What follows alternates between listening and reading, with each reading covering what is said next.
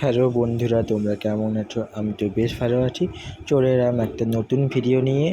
এটা আমাকে একটা দিদি করতে দিয়েছিল, তার ব্লাউজের নকশা।